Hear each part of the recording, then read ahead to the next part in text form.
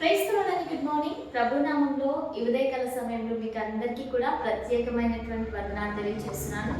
ప్రియ దేవుని బిడ్డలారా, మీరందరూ కూడా ఈ ఉదయాన్ని బాగున్నారు కదండి. మరి ఈ ఉదయాన దేవుని యొక్క మాటలు ధ్యానిద్దామా? పరిశుద్ధ బైబిల్ గ్రంథం నుంచి 120వ కీర్తన మొదటి వచనం. నా శ్రమలో నేను యెహోవాకు మొరపెట్టి తిని ఆయన నాకు ఉత్తరం ఇచ్చింది. ఆమేన్.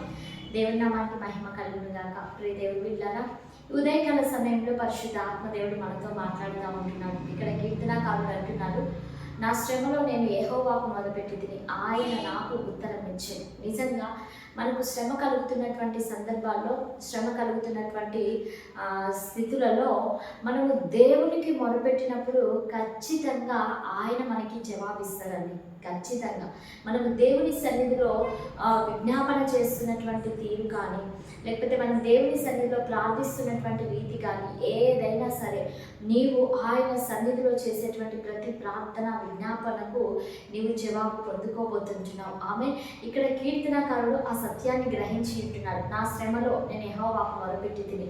ఈరోజు నీకు శ్రమ వచ్చినప్పుడు, ఆపద వచ్చినప్పుడు, లేకపోతే ఏదైనా అవసరత వచ్చినప్పుడు ఎవరికి మొరపెడతా ఉంటున్నావు, ఎవరిని వేడుకుంటున్నావు, ఎవరి దగ్గరికి నువ్వు వెళ్తా ఉంటున్నావు అన్నటువంటి విషయాన్ని ఉదయకాల సమయంలో ఒకసారి నువ్వు గుర్తు తెచ్చుకో. ఈరోజు మనకు శ్రమ రాగానే మనకు మనుషులు కాదు గుర్తు రావాల్సింది.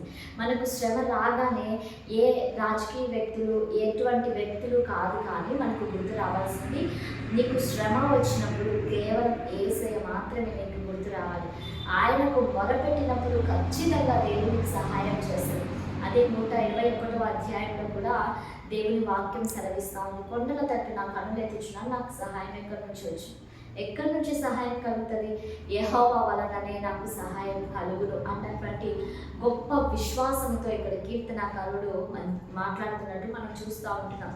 ఈరోజు నీవు దేవుని ఆశ్రయించినప్పుడు ఆయన నిన్ను త్రోసివేయవాడు కాదు. ఈరోజు మనుషులను నీవు ఆశ్రయిస్తే ఖచ్చితంగా నేను త్రోసిపుచ్చుతాడు. అయితే దేవుని సన్నిధిలో దేవుని గనుక నువ్వు ఆశ్రయించగలిగినట్లయితే, దేవునికి నువ్వు విజ్ఞాపన చేయగలిగినట్లయితే, దేవుని పాదాల దగ్గరికి నువ్వు వెళ్ళినట్లయితే ఖచ్చితంగా ఆయన నీకు సహాయం చేసేటువంటి దేవుడిగా ఉంటున్నాడు. ఈరోజు నీకు ఏ సహాయం కోసం నువ్వు ఎదురు చూపులు చూస్తూ ఉంటున్నావో, నీ ఎదురు చూపులన్నిటికీ కూడా దేవుడి సమాధానాన్ని ఇవ్వబోతా ఉంటున్నాడు. ఆమేన్. మరి అందరం కలుసుకుందామా? ప్రార్థన చేసుకుందాం. సజీవుడా, సర్వోన్నతుడా, సర్వాధికారి నీకు వందనాలు ప్రభువా. అయ్యా, ఈ ఉదయకాల సమయంలో నాయన ఈ కార్యక్రమాన్ని చూస్తున్నటువంటి నీ ప్రియ బిడ్డలను మీరు జ్ఞాపకం చేసుకోండి అయ్యా. వారిని ఆశీర్వదించండి, దీవించండి, కృపలో మీరు సహాయం చేయండి ప్రభా. నీకు స్తోత్రములు నాయన.